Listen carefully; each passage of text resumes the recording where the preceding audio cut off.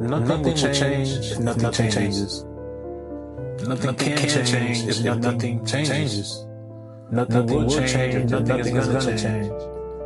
Just like any other kind of math equation, let's use 3 plus 1 for example, it's always going to equal 4. It is always going to equal 4.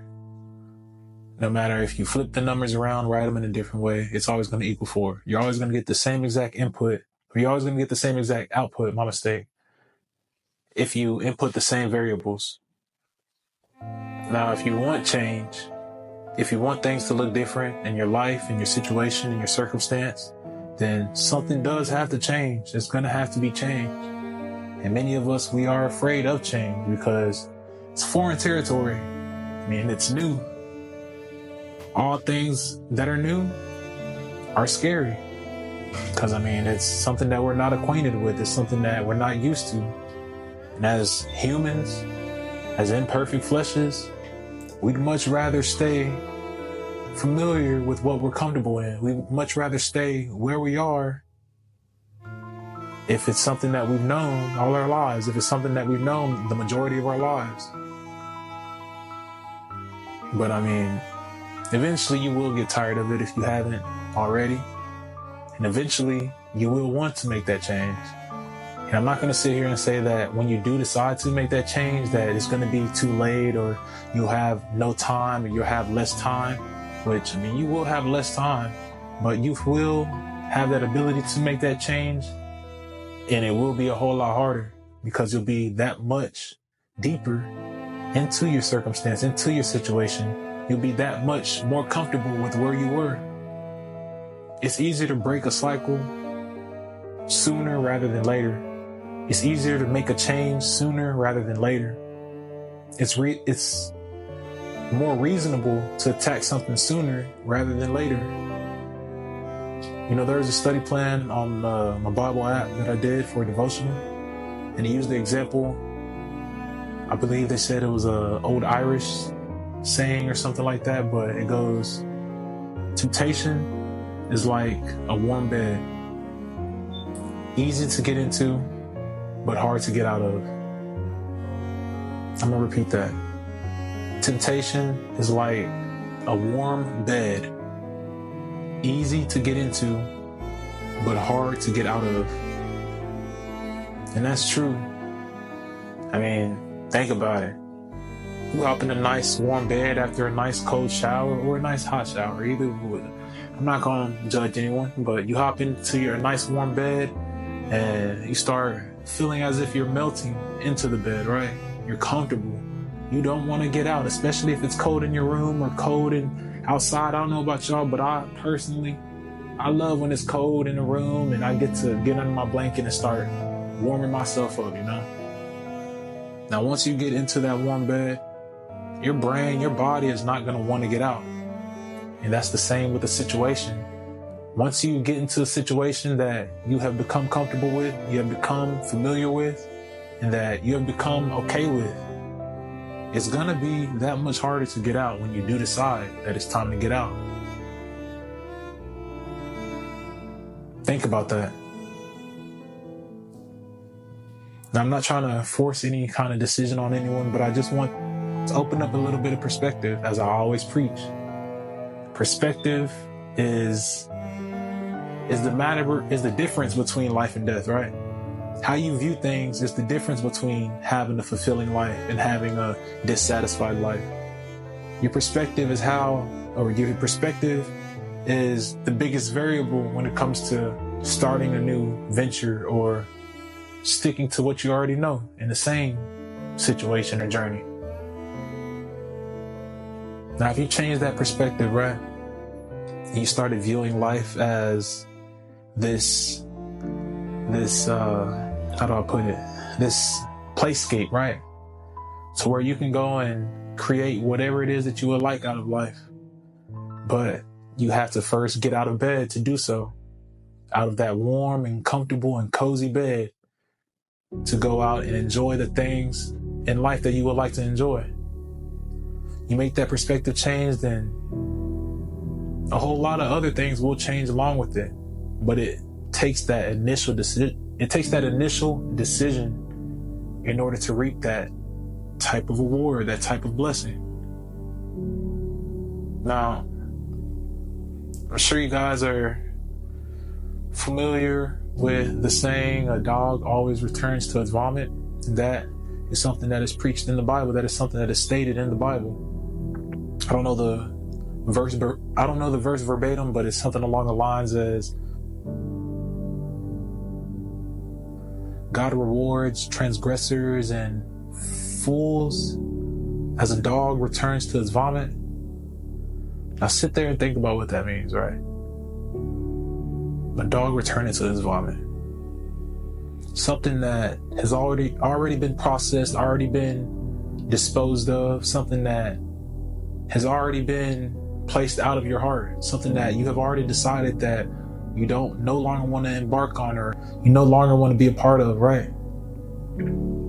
Many of us, including myself, I'm not perfect, we can find ourselves going back to our vomit and ending up stuck because many of us will give up.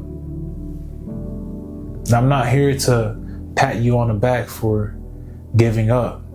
I'm here to simply say that we all go through it, but the difference between the winners and the losers are the winners are gonna snap themselves back out of it and recognize that, hey, this isn't for me. I said I want to change. I'm gonna make change.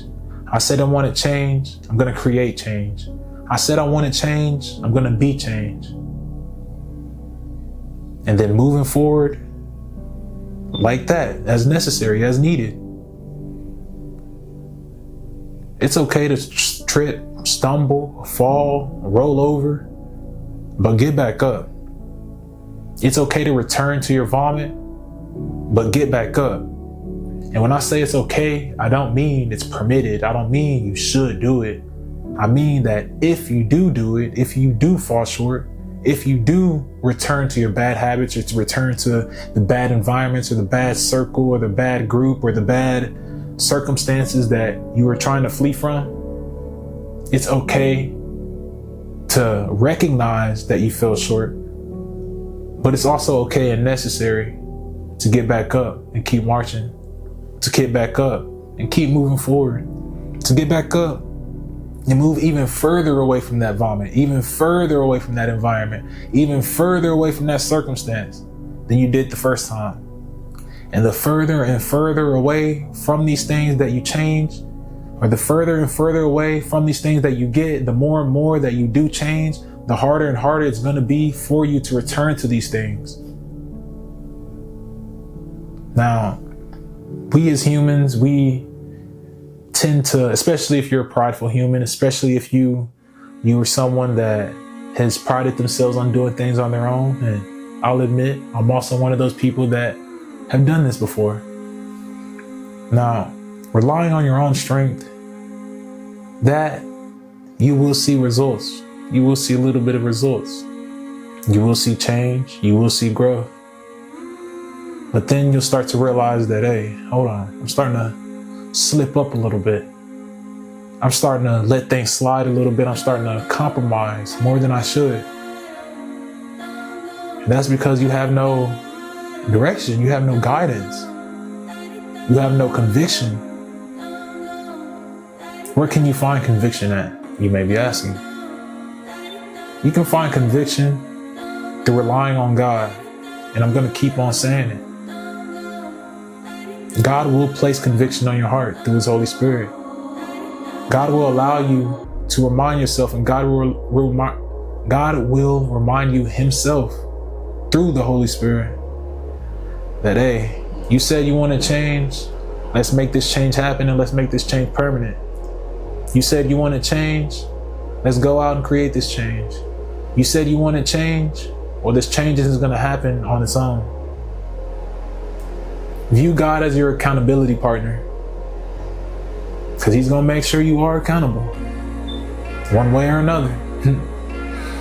So whenever you're looking, searching for change, needing change, yearning for change, absolutely doing everything you can in your power to make change, do so with the open mind and the open heart.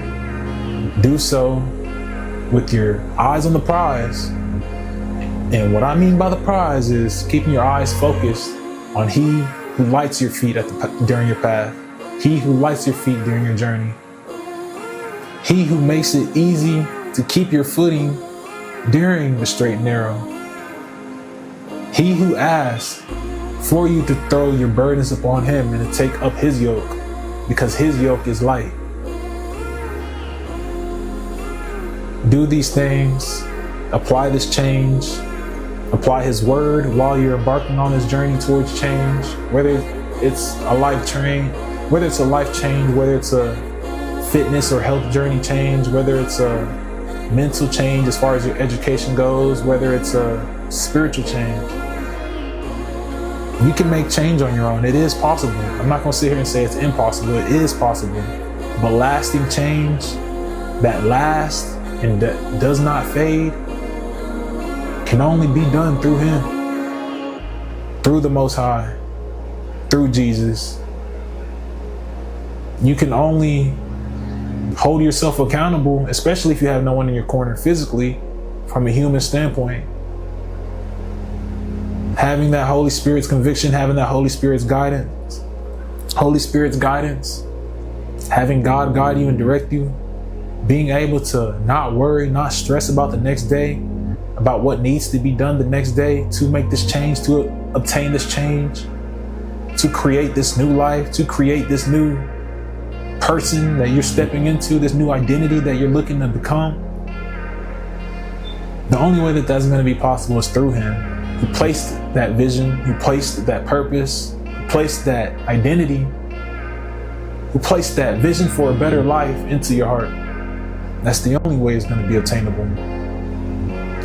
The only way that you're going to be able to keep it is by relying on Him. But this all circles back to you making that decision to change. Because again, nothing's going to change if you don't change yourself. Nothing will change if you don't change yourself, and nothing can change if you don't change yourself. Because again, putting the same variables, putting the same numbers in the equation each time is going to yield the same output each and every time. It's simple math. It doesn't take rocket science to understand that. So remember that when you're embarking on your journey. And I do also want to add that when you're embarking on your journey, don't focus on nobody else's table. Don't focus on what's on the other side of the fence. Because as you know, and as you are aware, thief is the comparison of joy. Here we go. Thief is the comparison of joy. I know you heard it plenty of times, and it's true. Thief is the comparison of joy, because you may be making progress that you in your own life have never seen before. No one in your own life and no one in your circle has ever seen before. But you're comparing yourself to the guy or girl that has always had it easy, whose parents may have set them up to have it easy starting off, who may have had a different journey, and who more than likely had a different journey than you. Comparing yourself to someone like that is going to stunt your own growth, because eventually you're going to start becoming less motivated, becoming less reliant on your own capabilities and on God's purpose for you. You're going to start to question what it is that He has planned for you and why your outcome isn't looking like their outcome. But I also want to add that comparison, yes, it may be the thief of joy, but comparison is also the starting point of gratitude. When you're embarking on your journey, look around at everyone else who is less fortunate than you, who doesn't have that ability to make the changes that you would like to change. And what I mean by the whole not having the ability is, let's use the example of you're at a stoplight, right? You're in your little 07 Toyota Corolla, right? To your right, you got a guy in a Stingray Corvette. To your left, you got a homeless man who's asking for money so that he may eat and see another day. Now you can compare yourself to the guy in a Stingray, and you will begin to take for granted what it is that you have already. You have a car. You have a reliable vehicle that's getting you from point A to point B. You get to go home and lay under your roof, free from any kind of climate change, free from any kind of environmental change like the weather, like rain, like snow, like cold, like heat. You get to go to sleep with food in your refrigerator, but you're too focused on what it is that they have and what it is that they have that you wish you had. Whereas you can look to your left and see this homeless person, see this less fortunate person, and think to yourself, hey, I'm grateful. I'm truly grateful that I have what I have. Now, I don't know that person's story. I don't know what they may have done or what may have happened to them in order for them to end up in that situation. But I know that I'm grateful for what it is that I have. I'm grateful that I have this car and it may not be the most fanciest. I'm glad that I get to go home to my apartment and it may not be the most beautiful. I'm glad I get to go home and eat a full meal and it may not be the most pristine or prestigious meal. I'm grateful. Don't only, if you are going to compare, don't only compare yourself to people who are in positions that you wish you had, but if you are going to compare yourself to anyone, compare yourself to those who are out there who wish they had what you had, to those who are out there who would give anything to have what you have, to those who would give anything to have the ability to even stress about how they're going to pay their next bill, because they may be out there stressing about where they're going to lay their head to sleep at night, to be free from getting soaking wet. Think about those people who may wish that they could themselves be in the position that you have, or in the position that you are, because they may not know whether or not their body's going to even get up tomorrow because they don't have food, water, shelter, the ability to go to the doctor, the money to go to the doctor. If you are going to compare yourself, which I don't advise, compare yourself to both sides of the coin so that you can ground yourself, keep yourself focused on what you do have and what you want. Don't compare yourself in a way of, oh, I'm doing all this work and I still don't got that. But you can compare yourself to, or you can compare yourself in a way of, I'm doing all this work. I may not be having, or I may not have the results that I want right now, but at least I got something. At least I'm making some kind of progress. At least I have the ability to go out and help someone else who is in a lesser situation. Be thankful, be grateful for where it is that you are. And whenever you're comparing yourself as far as your progress goes, compare yourself to you. Compare yourself to where you were a year from now. Or compare yourself to where you were a year back, is what I meant. Compare yourself to where you were a couple months back. Compare yourself to where you were when you first started on the journey. Compare yourself to the man or woman in the mirror whenever you're comparing progress, whenever you're comparing results. But again, if you are comparing, because again, this is in our human nature, we are humans. We're going to compare, we're going to look at other people's situations, and you can even be comparing from an admiration standpoint, looking at them and being like, dang, that is dope. That's where I hope to be. Not every type of comparison is negative. You can be comparing yourself and setting a goal like, hey, I want to be able to give generously without, or you can do this either way, but I want to be able to give generously loads of money without having to have a second thought. And again, this is something that you can do now. If you only got $1 to give, then hey, give that $1. The Lord's gonna make sure you're all right. If you only got a sandwich, some crackers, an apple, anything to give to somebody who doesn't have it already, give it. I mean, the Lord's gonna look out. He will, trust me. He's gonna look out. He always looks out for his ones. Always. So when you do go out and embark on this journey, or when you do make that decision to even start this journey, remember that nothing's going to change unless you make that decision to change, brother. Nothing's going to change unless you make that decision to change, sister. It's all got to be something that you decide to do. Because if you're just going through life and life's passing you by, you're going through doing the same thing over and over every single day, then truly answer this question. What is your life going to look like if you repeated tomorrow the same exact way that you treated today? What is your year 2, year 3, 25th, 30th, 40th year on this earth gonna look like if you repeat the rest of these years like how you did today? If you treat the rest of these years how you did today? How is that progress gonna go? That 1 year progress, that 2 year progress? Truly ask yourself that. Become aware. I hope someone out there heeds this message. I hope someone out there needed this message, needed this reminder. And I hope you guys all stay out there, stay blessed, keep on going, and remember that, hey, someone out there is rooting for you.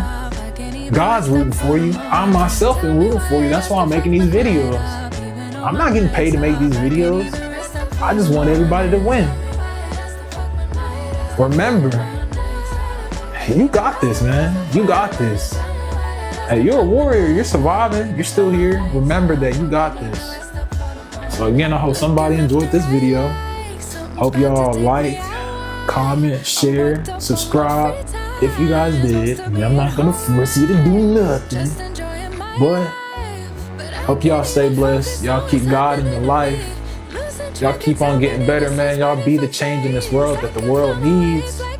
Y'all be the light in this world that the world needs. Shine so bright that the darkness cannot comprehend it. Y'all know what I mean.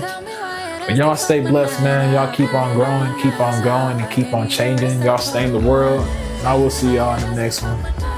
Peace.